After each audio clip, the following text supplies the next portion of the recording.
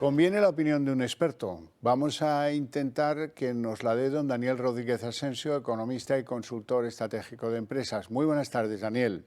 Buenas tardes, Javier. Bueno, ¿a qué viene esta contumacia con los datos en la mano? Y los datos sí que no admiten discusión. Aumenta el IPC general, aumenta el subyacente y se mantiene un 15,4 de los alimentos y las bebidas. Así es que, ¿cómo interpretas tú esta especie de visión estrafalaria? El presidente Sánchez habla del IPC intermensual y Nadia Calviño dice que esto ha sido un éxito, cuando aquí es evidente que se reflejan cosas que demuestran que la política no ha sido acertada en materia de contención de los precios. Bueno, hay una cosa, Javier, sabes que suelo estar de acuerdo contigo, pero hoy vamos a debatir un poco. Yo creo que sí que se puede no estar de acuerdo con el dato del IPC. Te voy a dar una cifra. Que alguien, cualquiera de nuestros espectadores, diga si su factura de electricidad ha bajado un 17,5 en el mes de enero. 17,5% con respecto a diciembre. ¿Alguna factura de electricidad ha bajado? No. Mentira. Es decir, primero, el dato de inflación está infravalorado. Ya lo hemos advertido. El mes pasado el INE, como que no quiere la cosa, metió un cambio de metodología para comenzar a tener en cuenta los precios de la electricidad en el mercado libre. ¿Por qué? Porque los precios de la electricidad en el mercado regulado, que son más o menos un 35% de los consumidores, estaban subiendo. Entonces ahora tenemos en cuenta al mercado libre, 65%, que hasta ahora, os recuerdo, que no se había tenido en cuenta porque el tope al gas les afectaba negativamente. Su factura ha subido un 20%. Es decir, están haciendo ese juego, ¿no? Ese trilli, ese juego de trileros al que ya casi nos han acostumbrado. Con lo cual, primero, la inflación es más alta de lo que dice el IPC. Hay economistas que, bueno, como Lorenzo Bernaldo de Quirós, que apuntan a un 1% por encima. Segundo, decíamos a finales del año pasado, la inflación se estabilizará aunque en niveles inaceptablemente altos.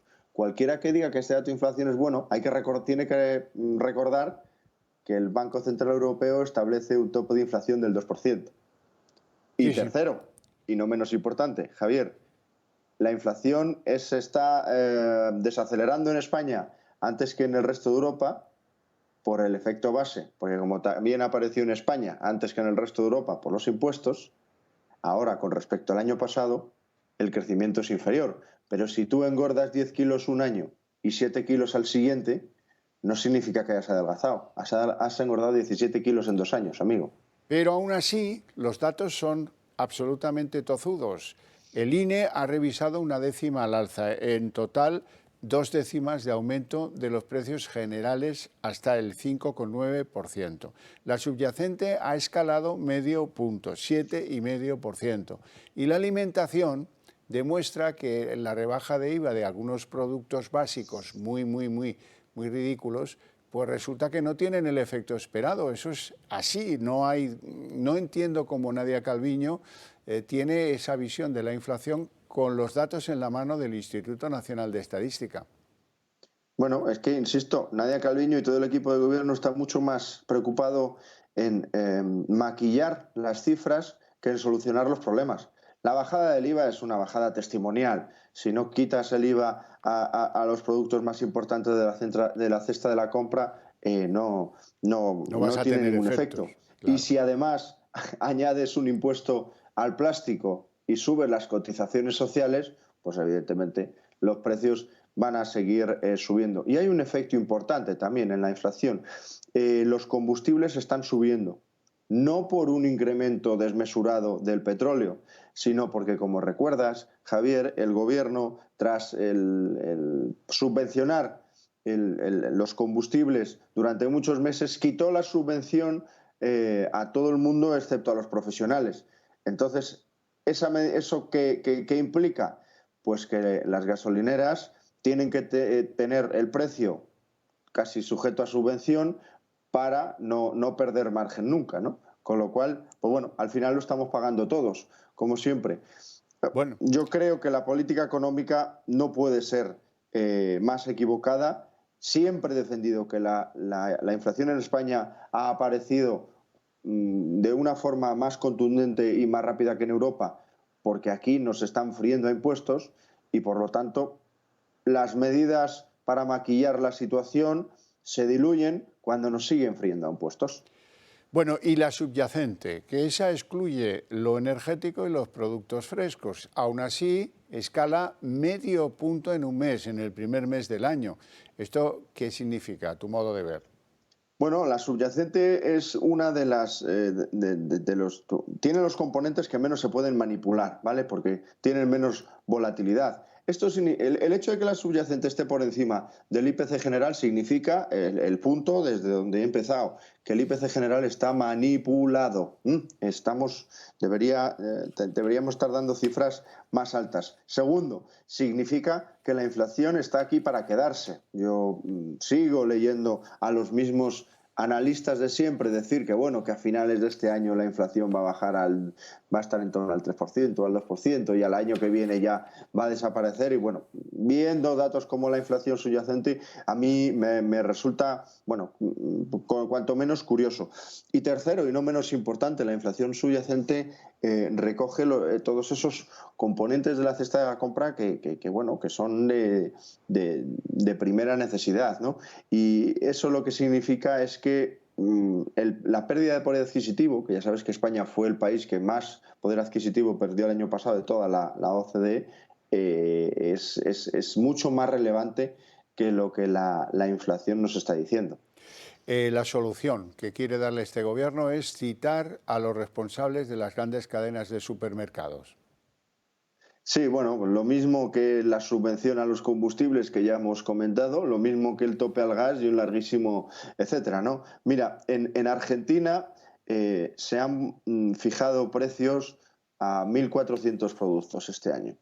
La inflación argentina está en el 80%.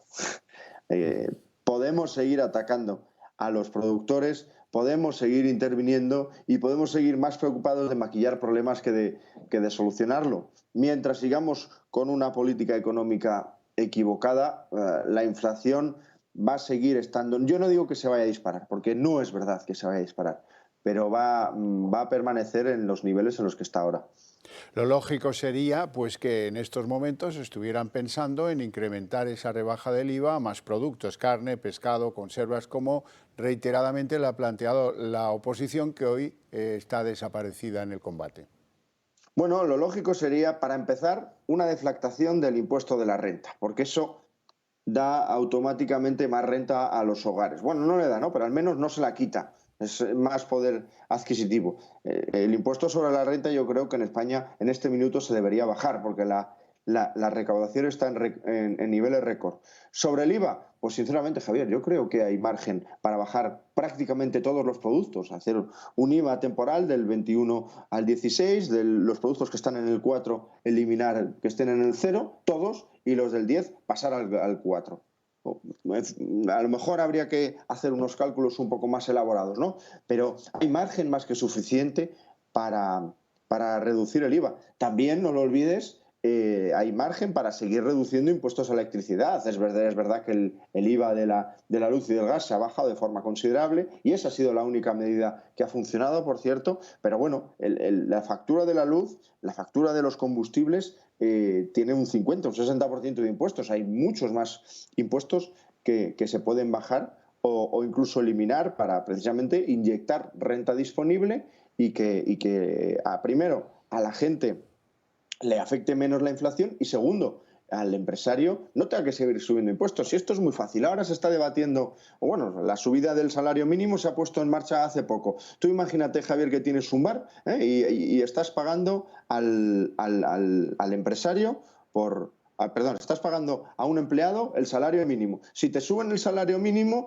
tú, para mantener tu margen, tienes que subir los precios. Bien, eso es inflación, ¿vale? Y eso pasa lo mismo en el bar, en el supermercado y donde hay actividad económica. Con lo cual, lo primero que hay que hacer para paliar la inflación es dar la vuelta a las políticas económicas actuales. Daniel Rodríguez Asensio, te agradezco muchísimo que nos hayas dedicado estos minutos. Te mando un fuerte abrazo.